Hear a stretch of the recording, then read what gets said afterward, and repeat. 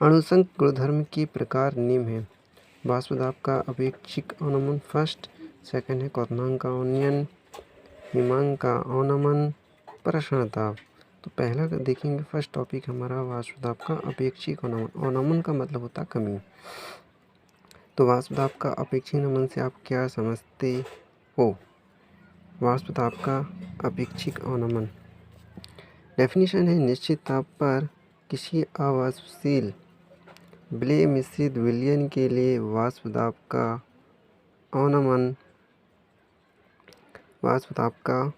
अवनमन एवं शुद्ध विलायक के वाष्प दाब का अनुपात को वाष्प दाब का अपेक्षिक अवनमन कहते हैं।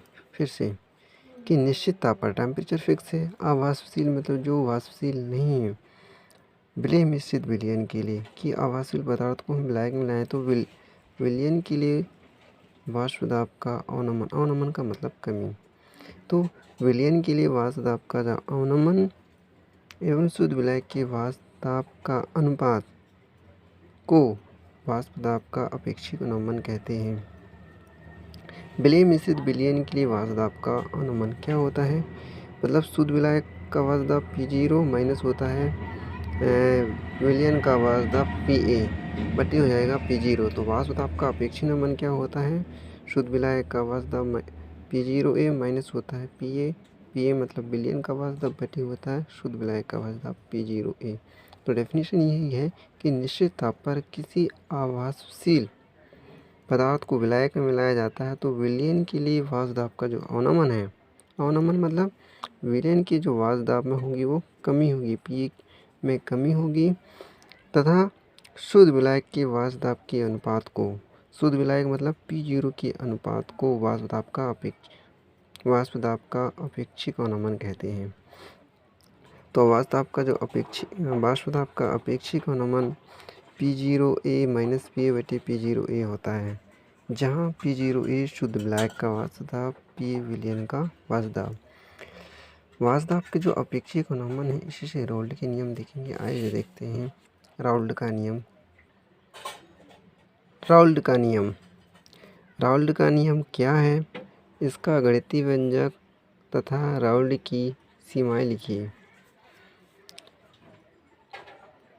वैज्ञानिक राउल्ट ने विलयन का वाष्प दाब में अवनमन एवं विलयन की सांद्रता के मध्य, सांद्रता मतलब कंसंट्रेट के मध्य संबंध बताने हेतु नियम दिया, जिसे राउल्ट का नियम कहते हैं। और जो राउल्ट है वो फ्रांसीसी वैज्ञानिक है।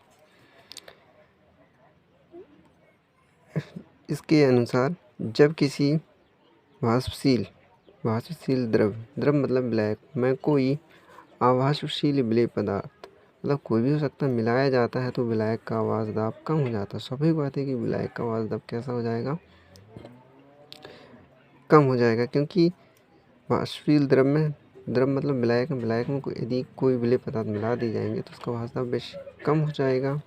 तो डेफिनेशन की निश्चित ताप पर किसी अवाष्पशील विलेय मिश्रित विलयन का वाष्प दाब विलयन में विलायक के मूल प्रभाज के समानुपाती होता है। तो PA जो है वो विलयन का वाष्प दाब समानुपाती हो जाएगा विलायक के मूल प्रभाज XA के समानुपाती होता है।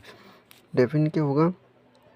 निश्चित ताप पर टेम्परेचर फिक्स है और किसी अवाष्पशील विलेय मिश्रित विलयन का मतलब विलेय को हमने विलायक में मिलाया तो विलयन का वाष्प दाब बना, तो विलयन के वाष्प दाब में विलायक का भी वाष्प दाब होगा, तो विलयन में उपस्थित विलायक के मूल प्रभाज, तो विलयन में जो उपस्थित जो विलायक के जो मूल प्रभाज है उसके समानुपाती होता। तो PA समानुपाती XA आपने पढ़े रखो कि PB एक विलयन का वाष्प दाब होता है।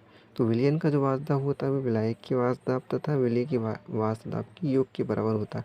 आप कन्फ्यूज ये होगे कि PA को भी सर आप विलयन का वाष्प दाब बोल रहे हो और P को भी बोल रहे हैं आप विलयन का वाष्प दाब बोल रहे हैं, पर लेकिन क्या होता है जब हम विलेय के वाष्प दाब को जब नगण्य मान लेते हैं, 0 मान लेते हैं, तो विलयन का जो वाष्प दाब है वो विलायक के वाष्प दाब के बराबर हो जाता है। तो इसीलिए इसको PA को बोला जाएगा विलयन का वाष्पदाब। पर लेकिन किस में? विलयन में विलायक का जो वाष्पदाब है, ये जो है वो विलयन की विलायक का वाष्पदाब। तो मतलब जो विलयन का जो वाष्पदाब P है वो विलयन में विलायक का वाष्पदाब के बराबर हो जाता है। इसलिए हम PaA को भी विलयन का वाष्पदाब कह देते हैं। तो इसका गणितीय व्यंजक देखेंगे।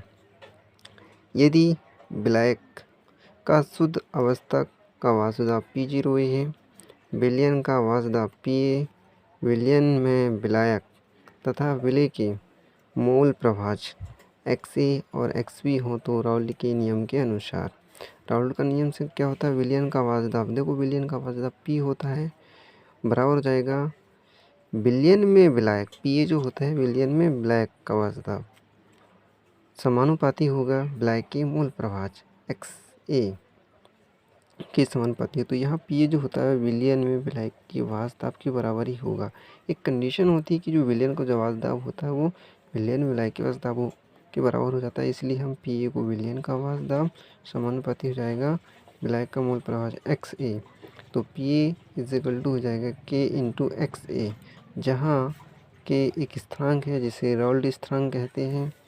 तब शुद्ध विलायक हेतु Pa is equal to P0A, और शुद्ध विलायक को P0A से डिनोट करते हैं। तब यदि हम जो विलयन का जो वाष्पदाब है वो विलायक के वाष्पदाब के बराबर कर दें तो, और XA बराबर को करते हैं 1, तो समीकरण 1 से क्या हो जाएगा? समीकरण 1 से Pa की जगह हमने P0A रख दिए और XA की जगह रख दिए 1, तो K इज इक्वल टू हो जाएगा P0A। K का मान समीकरण 1 में रखने पर तो P इज इक्वल टू हो जाएगा P0A इंटू XA। Pa क्या है? विलयन का वाष्पदाब, P0A है शुद्ध विलायक का वाष्पदाब, इंटू हो जाएगा XA विलायक का मूल प्रभाजक। यही राउल्ट का गणितीय व्यंजक है।